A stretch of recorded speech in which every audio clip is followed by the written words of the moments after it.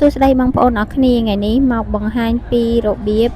ធ្វើទឹកជ្រលក់តៅហ៊ូអាំងពីហាងរបស់ខ្ញុំសម្រាប់ទឹកជ្រលក់នឹងដែរគឺខ្ញុំធ្វើរាល់ថ្ងៃកិនថ្មីរាល់ថ្ងៃបងអូនអត់ធ្វើទុកទេ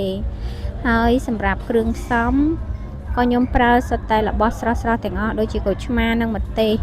ក្រូចឆ្មាខ្ញុំអត់យកទឹកក្រូចឆ្មាទេព្រោះវាអត់ឆ្ងាញ់ជាដំបូងយើងត្រូវយកក្រូចឆ្មាទៅលាងទឹកសិនសម្រាប់ក្រូចឆ្មាគឺខ្ញុំប្រើម្ដងច្រើនណាបងអូនដោយសារខ្ញុំកិនរៀងច្រើនហើយធានាអនាម័យជូនមុនធ្វើគឺយើងបានលាងពី3ទឹកស្អាតបាតញ៉ាំដោយទំនុកចិត្តតទៅពីយើងលាងរួចហើយ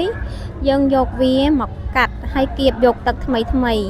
យើងអត់គៀបទុកដូចគ្នាបងអូនតែណាតែគៀបទុកក៏វាអត់សូវឆ្ងាញ់ដែរវាអត់សូវមានក្លិនឈ្ងុយ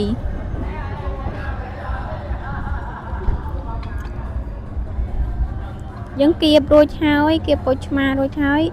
យើងយកម្ទេសទៅលាងសម្រាប់ម្ទេសគឺខ្ញុំប្រើម្ទេសអាចសាត់បងអូនហើយក៏លាងមុននឹងធ្វើក៏យើងលាងពី3ទឹកដូចគ្នាធានាអនាម័យជូនបង្ហាញបងអូនឲ្យមើលជាក់ស្ដែងហើយម្ទេសក៏ខ្ញុំប្រើច្រើនដែរបងអូនដោយសារខ្ញុំកិនច្រើនលក់ដាច់រាល់ថ្ងៃបន្ទាប់ពីយើងលាងម្ទេសនិងក្រូចឆ្មាច្របាច់ក្រូចឆ្មារួចអស់ហើយគ្រឿងផ្សំយើងមានដូចជាម្ទេសអាចសាតទឹកក្រូចឆ្មាទឹកត្រីហើយនិងកាពិហើយស្ករសហើយនិងប៊ីចេងបងអូនជាដំបូងយើងត្រូវដាក់កិនស្ករសជាមួយកាពិហើយនិងទឹកត្រីសិនបងអូនហើយសម្រាប់ការកិននឹងដែរយើងអាចដាក់ទឹកត្រីចូលមុនក៏បានដែរបងអូនដោយសារតែបើយើងដាក់ស្ករសចូលមុនដូចខ្ញុំអញ្ចឹង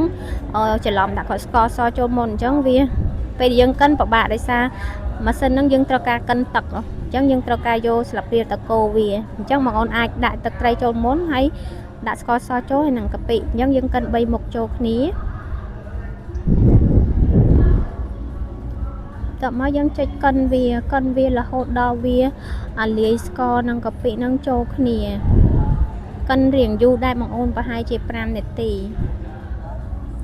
កិនវាតលតែវាអាលាយចូលគ្នាបែកសបែបហ្នឹងហើយយើងយកវាមកចាក់ចូលធុងម្ដប់បន្ទាប់ពីយើងកិនក្រូចឆ្មាហើយបន្ទាប់ពីយើងកិន